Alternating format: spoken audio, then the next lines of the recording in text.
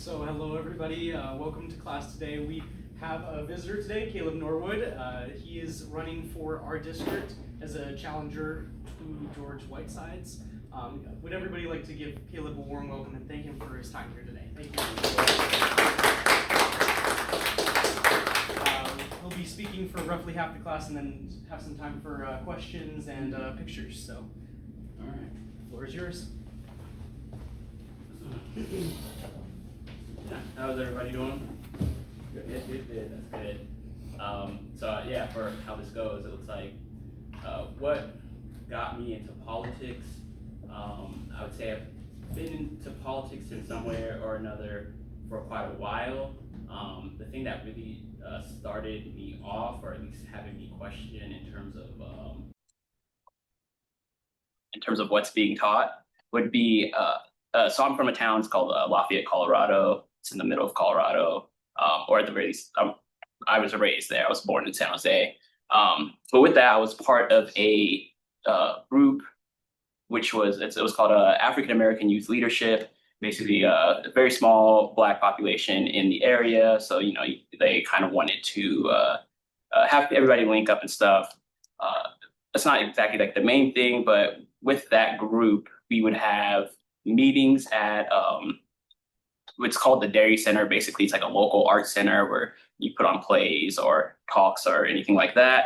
But one of those days, I remember I was in just one of the back rooms. They had a lot of books in there, and I can't remember exactly what I was waiting for. I had to be about 9 or 10. And I just remember picking a book up off the shelf, and the passage, I ended up reading some passages out of it. And it was about how Abraham Lincoln felt about the slaves, how he was kind of talking about them prior to the Civil War and the Emancipation Proclamation. And his views kind of were like, well, I don't think they're equal to us. They at the end of the day, we'll send them back to Africa and all that. But with that, I'm like, look, there's a nuance. You could teach that in a nuanced way where you're like, yeah, that's kind of how he felt. But in the end of the day, that's not what happened, right? That wasn't his plan for Reconstruction. It was to integrate people. But I only read that part, and like I said, I was about 9 or 10. So it was about the time of when September 11th happened. And I would say I had more of what you maybe call like a patriotic learning of American history. So, you're like, okay, yeah, there was slavery, but they don't really talk about what happened. And, then Lincoln freed the slaves. And, then I don't even remember if they taught us about Jim Crow like that. And then, MLK died, and here we are, we're done. And that difference always kind of stuck out to me because I was like, well, hey, I'm learning, this year that, especially back when I was younger, oh, well, he seemed like more of a racist versus what I'm taught, where it's like, oh, this is somebody you need to. He was perfect, one of our religious figures in if you want to call how American history can be taught. And that kind of was the first thing where it had me always question in terms of what I'm learning, especially politically. So with that, then, like I said, I was about 10 when the War on Terror started, or I guess I've maybe been about 11. But with that being said, I watched the news here and there. My parents watched the news, but I think I really started getting more tapped in when with the Daily Show. Funny enough, because that kind of had the same itch where you're like, okay, well, this seems much more sillier, or at the very least, the things you hear, the clips Jon Stewart would play versus what you see on the news, and you're like, okay, once again, it's another thing of I feel like I'm being fed something that's not actually happening. So that's kind of when I first started getting even more into politics. And with that, then came I would say maybe two things, but I had to take a step back. I kind of got more in between that time. I had a tech support job, and I was pretty good at it. So I was able to spend a lot of time just surfing the internet. You start to learn things about I guess I'd call them futurism, but with that, it's kind of oh, hey, there's a rapid expansion of technology. This is probably going to keep going on. And with that, I was like, okay, that's, I you start learning about all these things, and I go, well, all I can do now is wait to see if these things happen. But with that said, I ended up having another job where I worked at a telecom company. And with that, basically, I had to travel from cities across the nation. And I started really paying attention more. Like that, I'd say that's kind of when YouTube politics maybe was started to come around more. And I would pay attention, or what really got me was a show like The Young Turks, which like at the time was I'd say like the most progressive thing you could see. But I mean, if you know how they are now, I wouldn't really say that. But at the time, you're listening to, because it would have been about 2016, so that's when the Hillary Trump election was happening, and I would just talk to a bunch of my Uber drivers, like, "Hey, how you feeling about these things? Who do you think you're going to vote for?" Um, and yeah, you just hear people's answers, how people are like, well, they don't like the Clintons, or they wanted to take a chance on Trump, and it was good just to have kind of like those political conversations with random people. And with that, yeah, that's kind of what really started really getting me into politics. Where I'm like, okay, like I pay attention a bit more, but I was still with the futurism thing. Like, well, you kind of just have to like wait um, until technology like just keeps going on and on. But then, of course, things just started getting a little crazier and weirder. So during Trump, I mean, you're watching the news every day. You're like, oh my gosh, what's happening now? At that point, I was working at a marijuana dispensary. So that was kind of nice. And I was a cashier. I like cashiering jobs because you get to talk to a bunch of random people, and you just kind of probe a little bit how they feel about certain situations, how they feel like things are going on in the country. And then post that, which would have been my last job at a solar panel monitoring company, it was kind of similar to the job where I learned a lot or I started really studying futurism. Um, as you're on the computer, you can do your job, you can still scroll and look at things. And that would have been what, 2018. And that's kind of when I really, really, really started getting into politics more. Like, I mean, I'd always been in it, but in terms of just like every single day, I'm like, okay, I gotta at least read something, watch something, kind of see what's going on, have a world view. And um, with that, I guess what kind of led me here with the futurism thing, I would say I kind of saw it as like I have maybe optimism in general, where I'm like, look, even if like the worst happens, and as long as it doesn't like take out everyone, like human society will still, maybe it might take a lot longer, but we'll still. It's not like everything disappears after, the worst case scenario, like nuclear holocaust, right? It's not like all the science and progress that we've made disappears. People will still be able to start from that. Or we could, so it's either like, okay, we look like we're either going that way or the way of just like abundance. Again, we have the technology, the communication systems, the logistics to be able to basically organize people in ways to have them to do whatever they kind of want to. We have schools, we teach them math, science, engineering. We have, like I said, mass communication. So things that would have taken a long time a while back, you can instantly communicate. And with those things and having more people being able to participate in society rather than being a cog in the machine, I was like, okay, you can either do one of those two. And it started looking like we're going to go the other way of corporate, consolidation, more people dying because they don't really care about what's happening. And then even now, where it's like, okay, we could possibly even do another world war. And just seeing how politics are nowadays, I'm kind of like, well, I mean, like someone like Trump could be the president. I mean, I could be a congressman, right? Um, because yeah, in the end of the day, you see the problem with politics in general. There is I mean, I'm sure you've all heard it where people go, both sides are the same. And it's hard to, I don't want to say it's hard to argue against it because I don't like think it's hard. But for example, I have a friend who doesn't really vote a ton, and I have to tell him like, hey, it's the margins you really have to care about, and you might not like what you see here or there, but voting, Democrat versus Republican, one, you're still going to have at least more money allocated towards social like services. Not enough, but at least a bit more versus the Republicans who are just going to funnel everything to corporate interests. Although, and he would, especially in the last election, he would respond to me like, well, okay, but I'm still seeing a bunch of dead kids on my phone. And I'm like, look, you're not wrong, but still, there's a lot of people who can be saved. And I kind of there is when I was like, look, I realized like just because an argument's correct doesn't mean it's a good argument, right? Because yeah, sure, I can tell you about the margins, but in the end of the day, I also couldn't be like, well, you shouldn't care about the horrific images you're seeing on your phone. Um, so yeah, I guess that's what got me uh, really here today. I would say my philosophy in general about politics comes down to, I can't remember who said it, but it's a quote of, I'm not really concerned about the intellect of the Einsteins of the world. I'm more concerned of how many Einsteins we lost working in the fields. And I think that's true. I think everybody at some point can be good at something.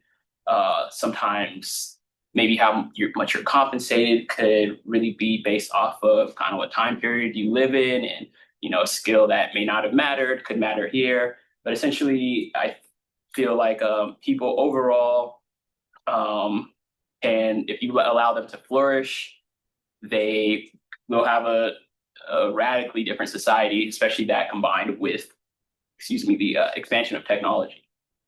Um, also, let's see.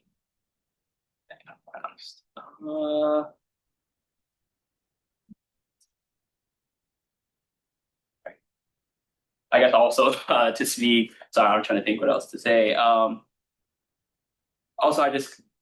you kind of have or at least I do, a hatred of corporations.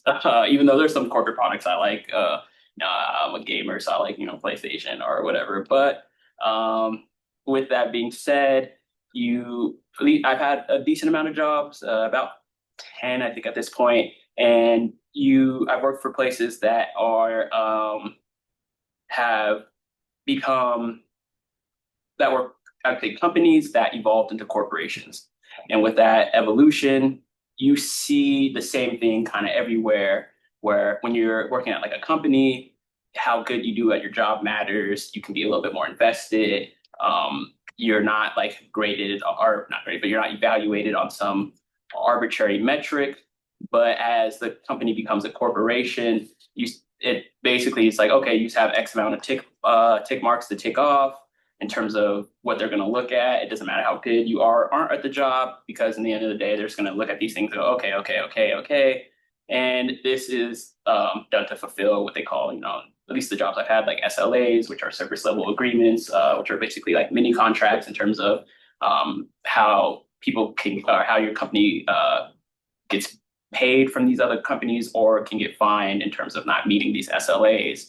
And um, and yeah, like I said, if you just tick off the right boxes and you meet the SLA, your job doesn't matter. And you can see this, I guess I bring that up to say, you could see this on basically a nationwide level. We live in a corporate, we call oligarchy at this point, where everything's a corporation.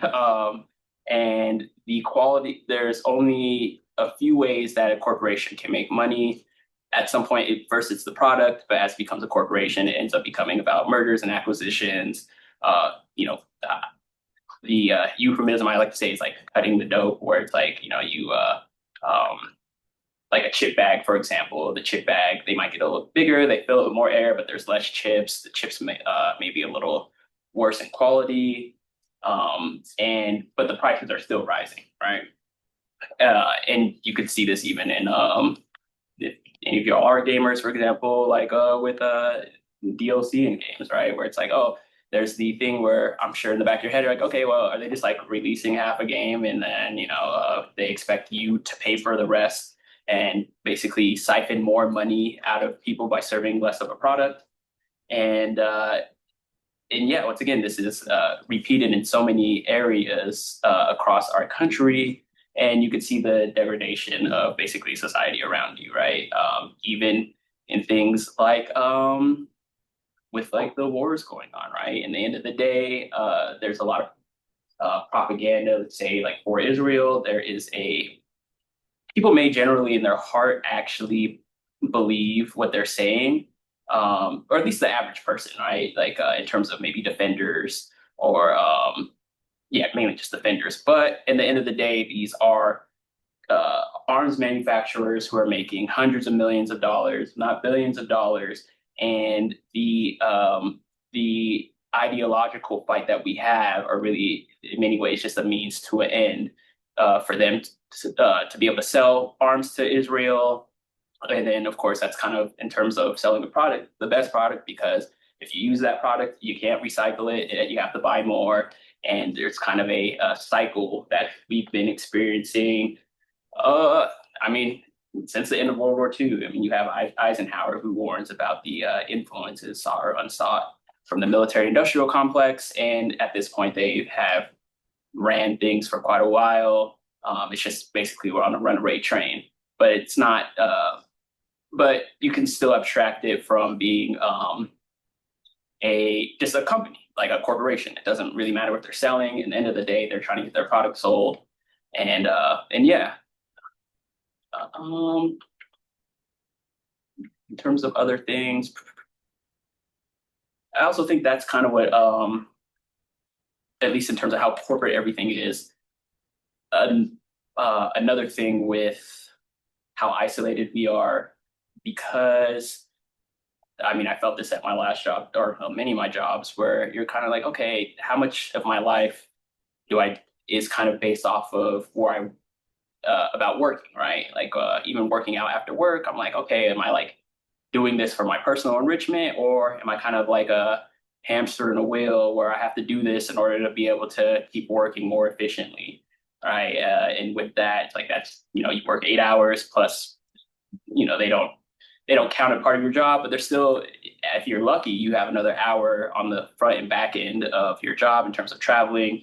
Even still, it takes away your weekends. You still got to get ready for work. There's like a lot more time dedicated to that than just like the eight, if you're lucky, only working 8 hours at your job. And that combined with we live in like a car culture, where a lot of people are sitting down all day. So you don't really get a chance to walk around or I guess like exercise in that aspect, or even um,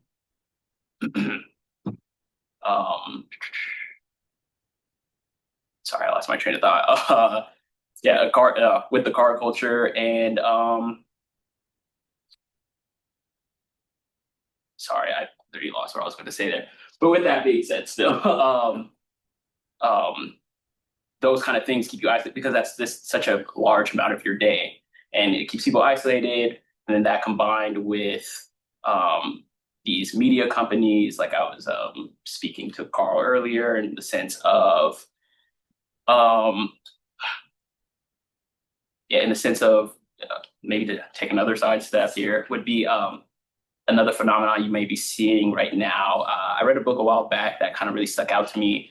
It was called The Second Machine Age. And the main premise of the book is what they call the economy of bits versus the economy of atoms. And to break that down really quickly, if you had, let's say, a printing press where you're printing a book, if you printed 1 million books, um, these books, all of them are going to be individual books, even if they're like the same in terms of what's on each pages and stuff. They're still individual products. Some may have tears, some might be worn down, but these are like individual items.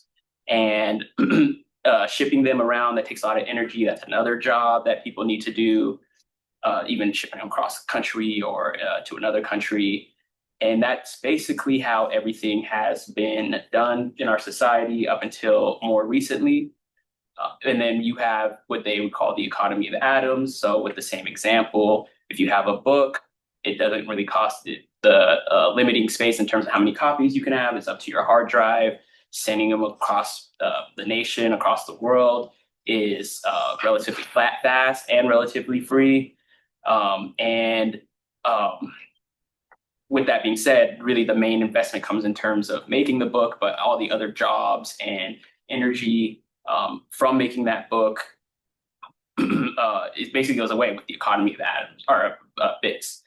And that incongruity of both of those, I think, is also causing a lot of issues in society because we, for example, have things like social media. I use, for example, where the social media, very big, especially I'm sure for you all younger. It just basically changed the world in many senses overnight, like faster than many other products that have entered society. And but these are massive corporations. They run and lobby almost everything. But with that being said, the social media site itself like doesn't really generate a profit, and although it has a lot of worth in many ways, also in terms of traditional monetary or like just capitalism, it's also worthless. But the way they make a lot of money, because we still operate in these are corporations that have to make more money every single year. They do that by selling ads. So at this point, social media is a good tool because there's so much more stuff that you could see that you may have not have been able to see beforehand. For example, like the genocide in Gaza. I think a lot of how quickly the tides turned was unlike back when I was younger in the war on terror, and so many things are filtered through the news. You could just pull up on Facebook, Twitter, whatever, and you're seeing the damage that's being done. But with that being said, these companies, since they have to make money every single year, they do this by essentially becoming a vector for you to look at ads. So you have they manipulate you that way by like rage bait, showing you shocking things.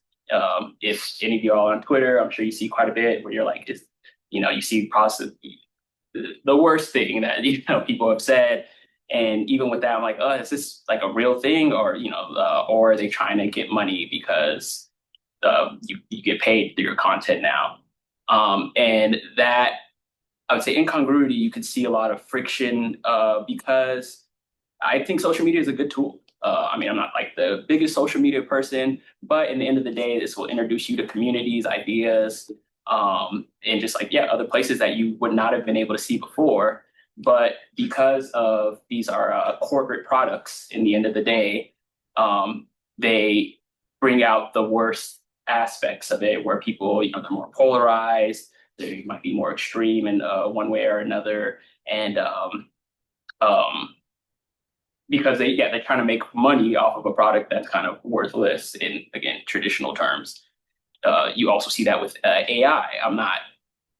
I would say I'm with things like AI, I would say I am, I'm not, I like AI as a technology, or I guess maybe I'd say the way that I view technologies nowadays is there's a difference between technology and a technology product, right? Best, quickest way to break that down would be like the smartphone versus the iPhone, right?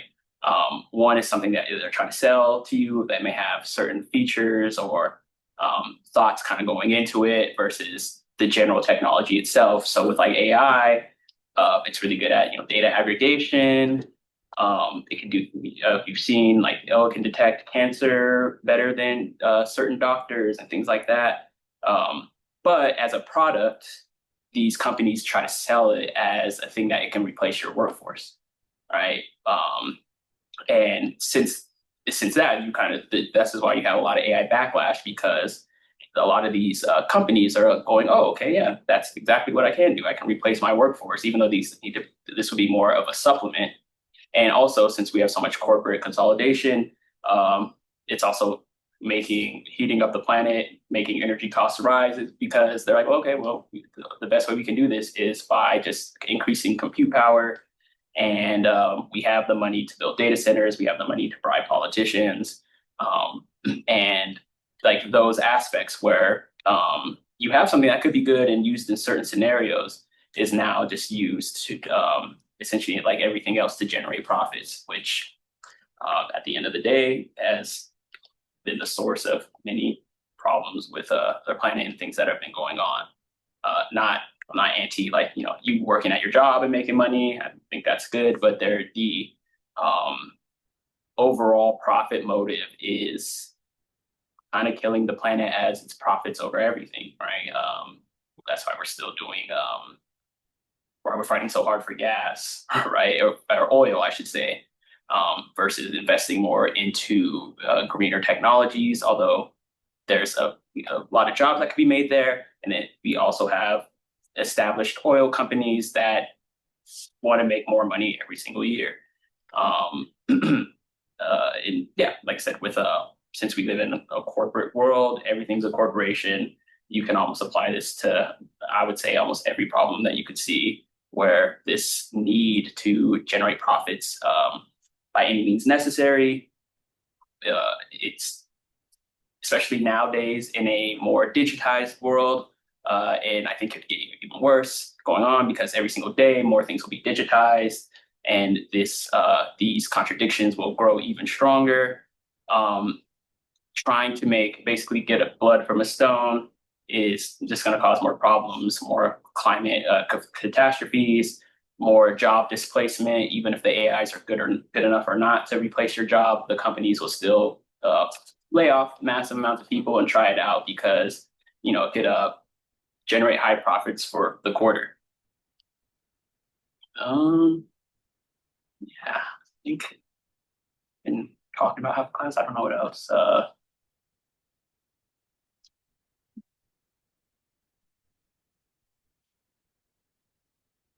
Yeah, I don't know. Oh, you want to take questions? Yeah, I mean, yeah, I'll be perfect. Oh, thank you.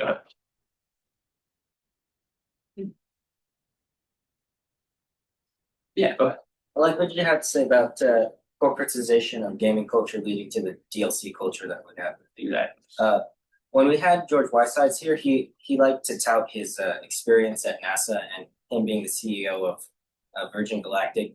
So he too is kind of like a technologically minded Democrat, also, although he would be more on the corporate side. Yeah. What do you have to say about that, and what would delineate you and your plan from his? Yeah, so my main thing I'm running on, which I would say the way I categorize it's called the Rebuilding America Project. It consists of 7 tenets of building national housing, Medicare for all, universal child care, national fiber network, universal child care. I don't know if I said also more investment into things like buses, light rails, and building a national high-speed rail network, and then a general infrastructure project where you basically, I'd say, start with like the military, because a lot of people in our military, they have degrees and trade skills and things like that. And you can and we also have bases across the nation, so you could just ship them to wherever they're in need. There's a lot of impoverished places that have a lot of jobs that have been cut. You can instantly fill those positions. And with that, I think that combined with more, because I'm also for a universal public college, our graduates, you can fulfill many needs that we have in this country. And someone like Whitesides, I would say, is more, like you said, a corporate Democrat. And I mean, and the corporate is not just, Democrat, it's a lot of our politicians are corporately minded. So because I want to do something like this through the government, I think someone like them or someone like Whitesides would want to do this through a bunch of corporations and a bunch of middlemen, which would slow down progress, which they all need. It's kind of like healthcare, where there's a lot of middlemen taking scraps off the top.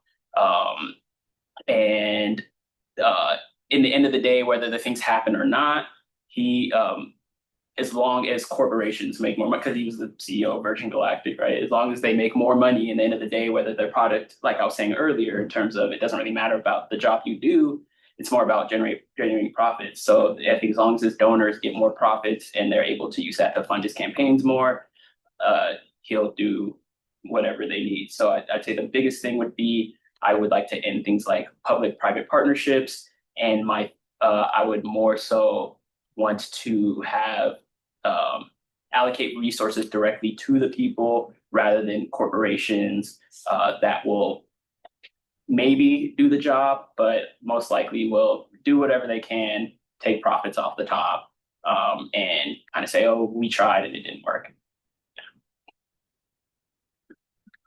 Where do you stand on the spectrum of capitalists, socialists, communists, that sort of Yeah, ideology?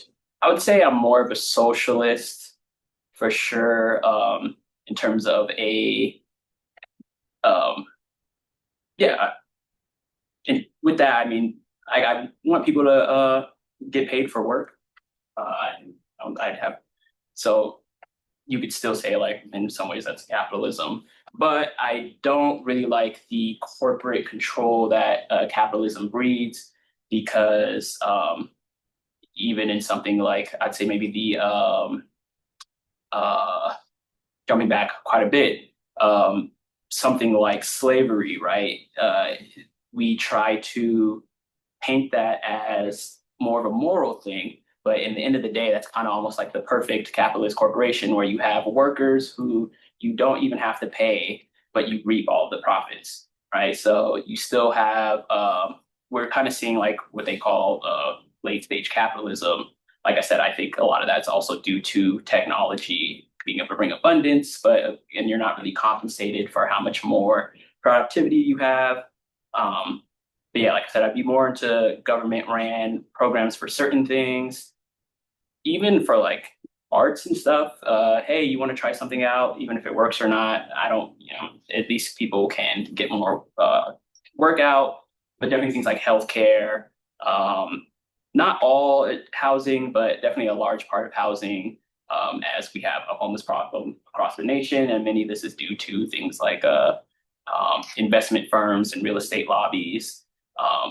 They just own so much, and there's not really too much you can do about that. So yeah.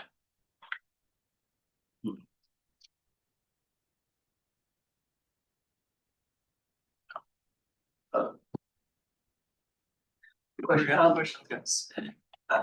So I don't know if you read the Derek Thompson Klein book Abundance, but one of the points they were making in that book, and then there is some critique obviously to this idea of government, but at the same time critical of the inability, especially of the California government, to do things like build house burial. So what's your view then of this critique, I guess, of government often not being able to accomplish major problems like housing burial in California, and one of the things we've been pushing for in this state is maybe a bit fewer regulations for the housing sector, try to encourage housing programs. Yeah, I would say, I mean, it still comes down to, in the end of the day, their like thesis for their book is more private-public partnerships, but of course with less restrictions. Even with that, like they're not for like building public housing in terms of building more housing, right? They're more for reducing restrictions on housing to have developers basically be able to build as much as they can. And even with that, I didn't really like one example they bring up is in terms of like, hey, we could build a bunch of apartments, but we have a environmental regulation due to like filters we need to put in the air ducts for people with asthma, right? And so I have asthma. I brought up with asthma. Still struggle with it. And I'm like, okay, well, in their world, right? Then someone like me, if I had to live, or if I lived in one of the housing that they propose, I'd have a worse time overall, right? Because there's not enough regulation to, basically not have people get inflicted with whatever environmental problems are going on. Even I think another one of their things is like, they're like, oh, climate change regulations. They're, we can skirt those, and we just need to build more housing. These things are kind of getting in the way, and we're like hitting the swing of climate change right now. It's just going to get worse every single year. It's okay, we can build houses, but if you're just building them to build them, they're going to get burned down or knocked down or things like that. So the main thing I would say, because at the end of the day, this will be for them, it would be more for corporate, like I said, they're more for developers and stuff, like corporate developers building houses. and getting around regulations, which for the corporate developer would just be more profits, versus me, which I'd say we should just do it as a government, have housing not be, you can have high density housing, that which you can build well and have it not be like directly for profit or going to like, singular people like afford their pocketbooks, versus you can use the money and use it for maintenance or hiring, like HVAC people or things like that. So yeah, I'd say that the biggest difference would be, I would say no public-private partnerships, versus I would say more things just directly government, done through the government. There is a question in the chat. You posted a video discussing the housing crisis. Can you expand on your position with nationwide housing?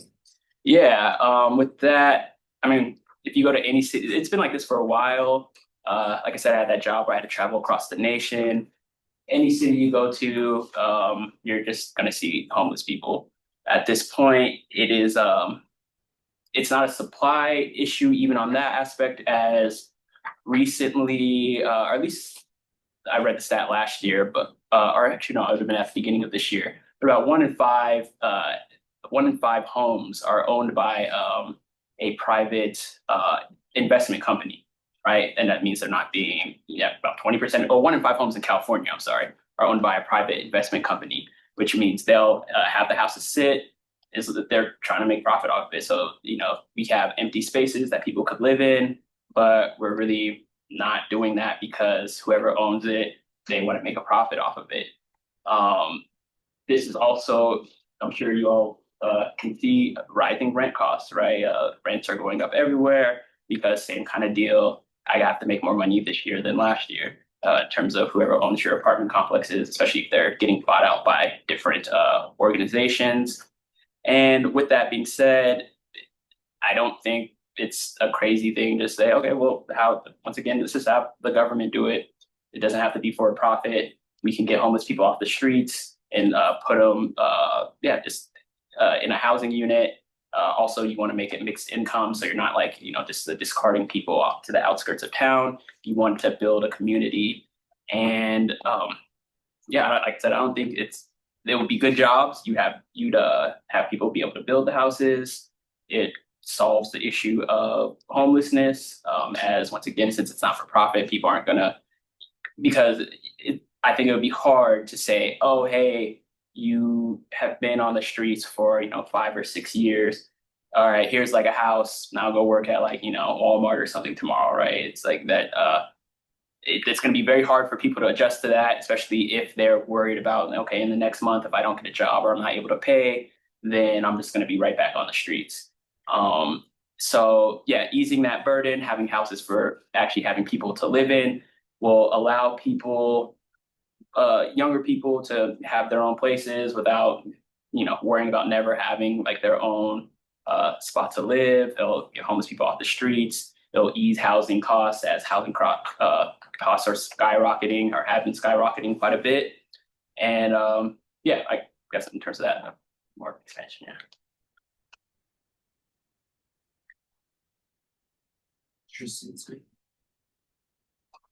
No, I support your. Oh, go ahead. Yeah, you wanna read it? Yeah, even though I support your policies, I think your website should add information. For the example, our infrastructure needs a 1.9 trillion USD investment. For every dollar spent on infrastructure, you get $3 to $8 back in 20 to 30 years, etc. Yeah, for that, my website should be getting updated more within this next week. I have people who are volunteering who are working on these things. Granted, they're volunteering, so they have their own lives and stuff like that to build. But yeah, things exactly like that. Better infrastructure, like you're saying, will be better for the economy, especially you spend less time with your car broken down because of potholes. Even with more like infrastructure, or like transportation infrastructure, people who may not want to drive or can't drive, they'll be able to get around to more places to be able to buy things that in spots they may have not been able to reach beforehand. More healthcare, or universal healthcare would be, once again, another, like, not a huge burden out of your pockets. If you have chronic illnesses. But yeah, so things like that should be getting updated. Just yeah, they haven't yet. And then the other one would be to better connect your ideas of national infrastructure project and show that it makes financial sense to undercut corporate arguments. We should borrow to build instead of borrowing to borrow to bomb. For every dollar spent on the military, you get back 60 cents. Definitely. And even with that, my argument against what they call the military budget, it doesn't go to like the military in terms of how much more money we allocate towards the military every year. It's for military contractors, right?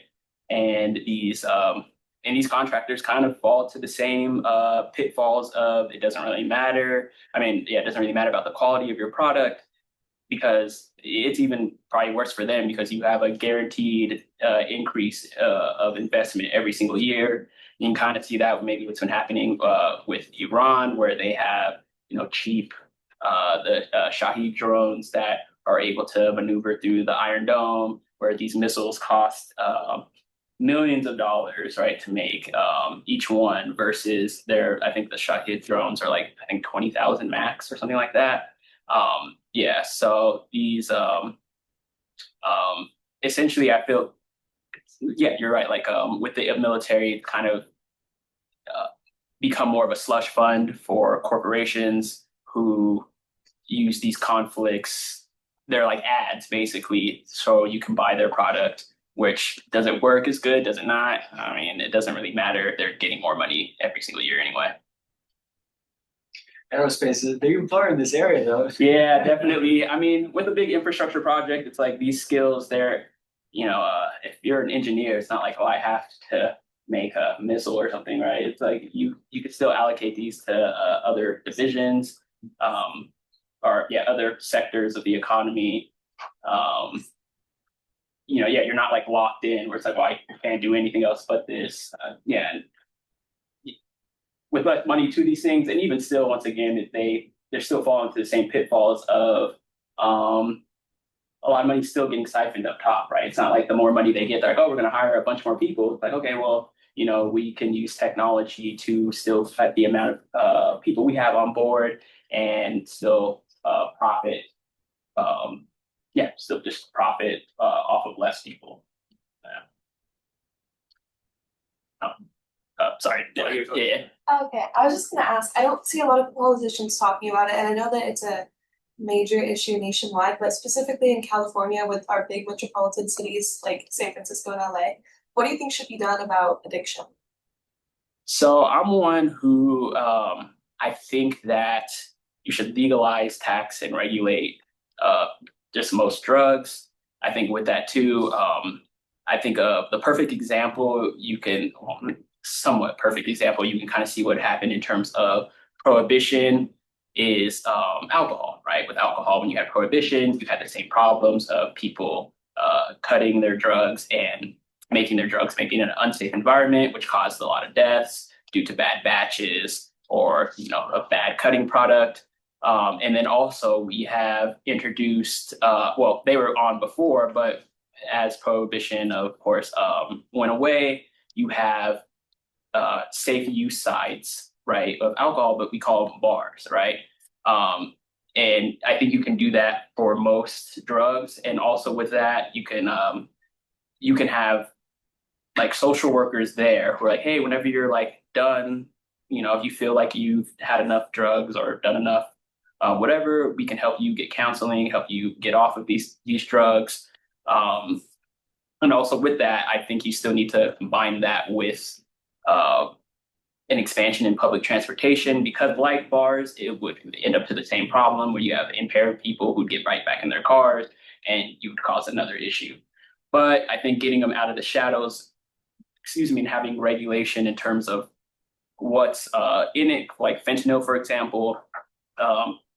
Fentanyl is a problem because the drug dealers want to make more money and they're cutting their drugs with fentanyl. It has a harder effect. They're not really doing it for fun. They're just like, okay, we gotta make more money. This is like the perfect way.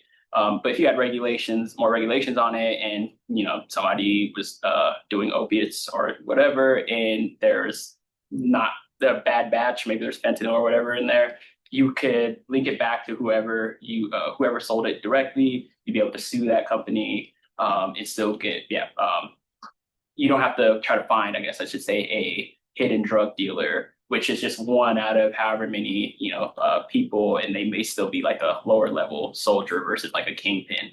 So Yeah.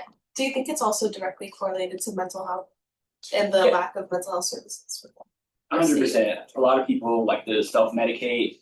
A lot of people have gone through troubling things, and yeah, if you don't have health insurance, right, to be able to speak to somebody about it, and if you don't have health insurance and you're on the streets or something, it's easier to turn to drugs. It's kind of way to check out for a few hours, or if not even more, and it kind of breeds the cycle within itself. So yeah, I think mental health services is definitely or not the lack of mental health services, I should say, is I don't want to say like a cause, because the way society like looks for people, I think that's just the cause, right? Some people maybe start off wanting to have fun, but they're depressed. This might make them feel better. Again, there's trauma that they may want to forget. So I think an expansion of healthcare to hit those root causes, but on top of that, you still need other supportive measures like having a good place to live, having a stable job you can go to, having a community you can interact with. Just because you're talking to somebody but you don't have those other things, you still can go back into the cycle of being drug addicted. What do you think about political action committees, super PACs, and Citizens United?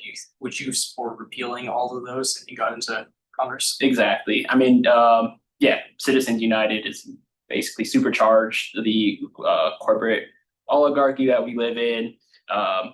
Now that, there's unlimited donations and essentially money is like directly considered speech, then if you have hundreds of millions, if not hundreds of billions of dollars, then you effectively have more speech than anyone else.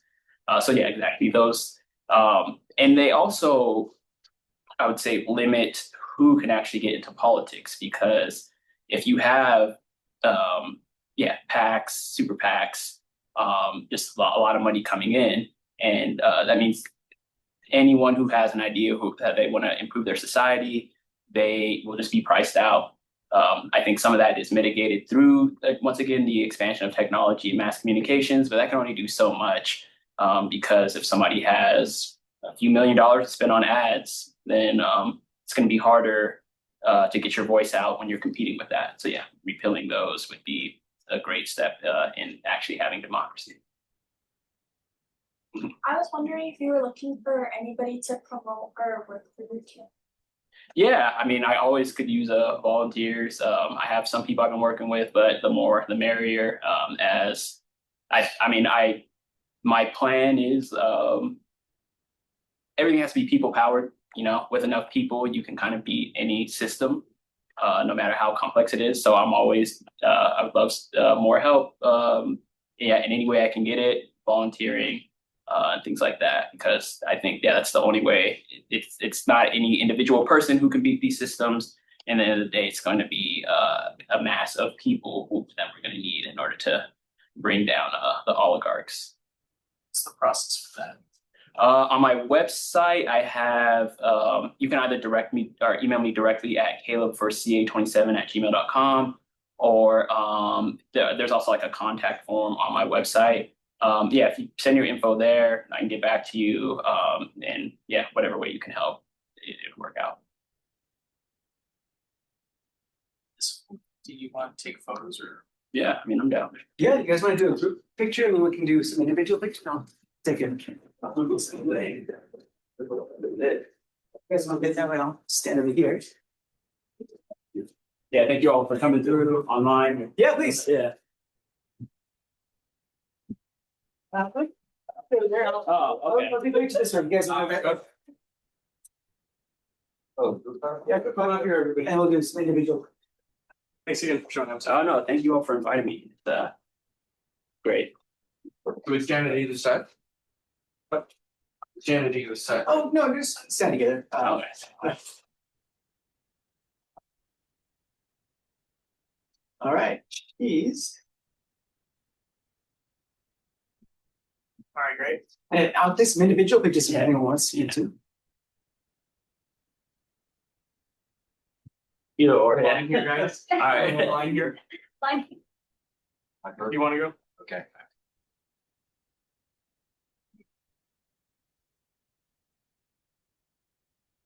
Okay, guys. You'll send that in Discord? Yeah, I'll put them all. Personal photos come over here. I got it. All right, yeah. Here we go. Thank you. One more. Did you get one more? Yeah. Thank you so much. No, no, thank you all. It's great. 3, 2, 1, file. Oh, the rest. Awesome. Thank I you. can send those to you as well. Oh yeah, I'll just- appreciate it. Thank you. Even to ask what are I guess maybe some of the bigger what's like at the top of your mind when you just look out in the world and the state of politics? Like what are things that you're just that stick out to you the most? So like back in the day when there was too big of a monopoly that socially everyone recognized that was a problem. Like way back in the 1900s, we broke up the The Standard railroads. Oil. Yeah, Yeah. Standard Oil. but today they're very tricky with it because like it's just BlackRock, Merrill Lynch, and Chase Co. that own all of the actually almost every of the top 500 companies is majority owned by them. Yeah, So how do we legally go after that shadow monopoly?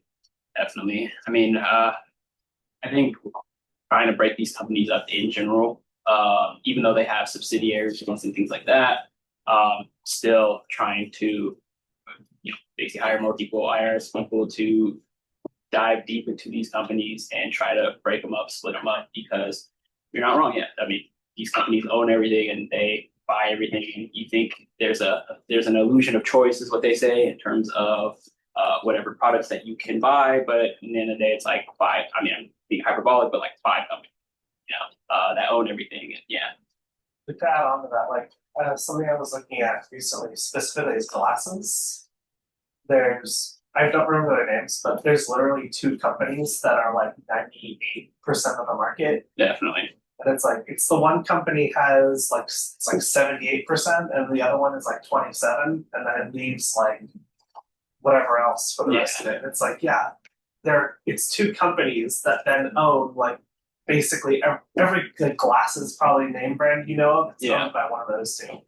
And with that consolidation, they have to make more money every year, which means they're going to make the glasses worse or charge you more. And we know how to make glasses. They don't have to be an insane investment there. Yeah. So, I mean, I asked you about this, but PACs and super PACs and Citizens United is my biggest issue, I think. Definitely, for sure. Sean said earlier. He was talking about whether you were on the plane of capitalism, socialism, you had said socialism. I was wondering if that choice has to do with the current effect of capitalism on the global warming crisis. Exactly. Yeah, I was I had anything to say about that, or what your standpoint was on that. Yeah, so I mean that's one of the many reasons, as we can see, green energy has been here. We kind of offloaded everything to China, where they've spent a lot of time developing their solar panels, their wind turbines, and all of that, while we here have basically doubled down on oil. And this is it's kind of in many ways, I'd say you could think of the marijuana industry, where it's a new burgeoning industry, but the traditional players, in terms of this case, would be like Philip Morris or the cigarette owning companies. They think they want to have a piece of that, and we basically can't move forward until they're able to get their piece, right? So like companies like Shell, they try to do both ways, where they like invest a bit in renewables, but then they also still are a massive oil corporation. And their mindset, I think, as a corporation is that until the renewables are able to generate more profits than the oil, then it's just a side project rather than something we need to invest more into. Yeah. So yeah, that and just yeah, like this I was talking a bit earlier, just the state of everything is basically comes down, I feel like comes down to this dilemma that we're all facing, which is, do these traditional organs or these traditional corporations who have had the power for the past 100 or so years, are they able to keep it post the new millennium, basically, but post the newer technological revolution we're having, right? Do we have to wait for them to figure out how they can incorporate it into their models, or should we just do it ourselves? Yeah. And I think we should just do it ourselves because there's going to be a lot of things, I think, that for like climate change, for example, there's probably going to be a lot of things that we can make that aren't going to generate a profit, or at least definitely not immediately. And I'd rather invest more into figuring out those solutions rather than how to generate like a profit off of those.